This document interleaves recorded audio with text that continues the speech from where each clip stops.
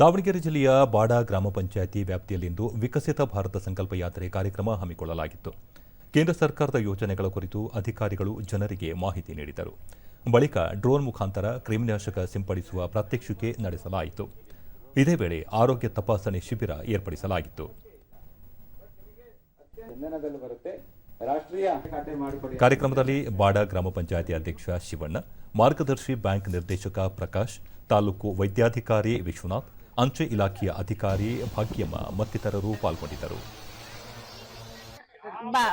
ದೂರದರ್ಶನದೊಂದಿಗೆ nodal ಅಧಿಕಾರಿ ಸುಧಾರಾಣಿ, ಸ್ವಸಹಾಯ ಗುಂಪುಗಳ ಮಹಿಳೆಯರು ಕೃಷಿ ಮತ್ತು ಟೈಲರಿಂಗ್ ವೃತ್ತಿ ಮತ್ತಿತರ ಉಪಕಸುಬು ಮಾಡಿ ಆರ್ಥಿಕವಾಗಿ ಚೇತರಿಕೆ ಕಂಡಿದ್ದಾರೆ ಎಂದರು. ಸೇರಿ 42 ಸ್ವಸಹಾಯ ಸಂಘಕ್ಕೆ 30 ಸಂಘಕ್ಕೆ ಸಿಎಫ್ ಸಾಲ ನೀಡಿದ್ದು, ಅದರಲ್ಲಿ ಕೃಷಿ ಮತ್ತು ಕೃಷಿಯೇತರ ಚಟುವಟಿಕೆ ಸಾಲ ಸೌಲಭ್ಯವನ್ನು ನೀಡಿರುತ್ತೇವೆ. ಹಾಗಾಗಿ ಸ್ವ ಉದ್ಯೋಗನೂ ಮಾಡ್ತಾ ಇದ್ದಾರೆ. ರೈತರಿಗೆ ಆಲ್ಮೋಸ್ಟ್ ನಾವು ಮೊದಲನೇ ಆದ್ಯತೆ ಕೊಡ್ತಾ ಇದ್ದೀವಿ. ಇಲ್ಲಿ ಭತ್ತ ಮತ್ತು ಅಡಿಕೆ ಅತಿ ಹೇರಳವಾಗಿ ಬೆಳೆಯುವ ಕಾರಣ ಅವರಿಗೆ ಸಾಲ ಸೌಲಭ್ಯ ಸಿಗ್ತಾ ಇದೆ. ಫಲಾನುಭವಿ ಗುರು ಶಾಂತಪ್ಪ ಕೃಷಿ ಸನ್ಮಾನ ಯೋಜನೆ ಹಣ ಪಡೆದಿದ್ದು, ಕೃಷಿ ಚಟುವಟಿಕೆಯಲ್ಲಿ ತೊಡಗಿಸಿಕೊಳ್ಳಲು ಅನುಕೂಲವಾಗಿದೆ ಎಂದು ತಿಳಿಸಿದರು.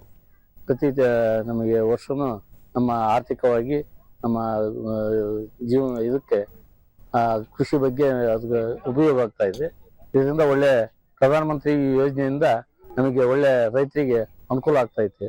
ನಾವು ಕೃಷಿ ಸಿಂಚಾಯಿ ಯೋಜನೆ ಅಡಿ ಸ್ಪ್ರಿಂಕ್ಲರ್ ಸೆಟ್ಲರ್ಗಳು ಮತ್ತು ಪೈಪುಗಳನ್ನು ಪಡೆದಿದ್ದು, ಇದರಿಂದ ಹನಿ ನೀರಾವರಿ ಪದ್ಧತಿಯನ್ನು ಅಳವಡಿಸಿಕೊಳ್ಳಲು ಅನುಕೂಲವಾಗಿದೆ ಎಂದರು. ಜಟ್ಟಲ್ಲಿ ಮುಂಚೆ ನೀರ್ ಹಾಸಕ್ ಬಹಳ ಸಮಸ್ಯೆ ಇತ್ತು. ಪೈಪ್ ತಗೊಂಡು ನೀರ್ ಹಾಸೋದ್ರಿಂದ ಈಗ ಅಗ್ಲೆಲ್ಲ ಹೋಗೋ ಅವಶ್ಯಕತೆ ಇಲ್ಲ ಹೊಲಗಳಿಗೆ. ಅದೇ ನೀರ 5 ಎಕರೆಯಲ್ಲಿ ಈಗ ಅದೇ ನೀರ ಜಟ್ಟಿಂದ ನೀರು ಹೊಡೆದು ಆರಾಮಾಗಿದ್ದೀವಿ.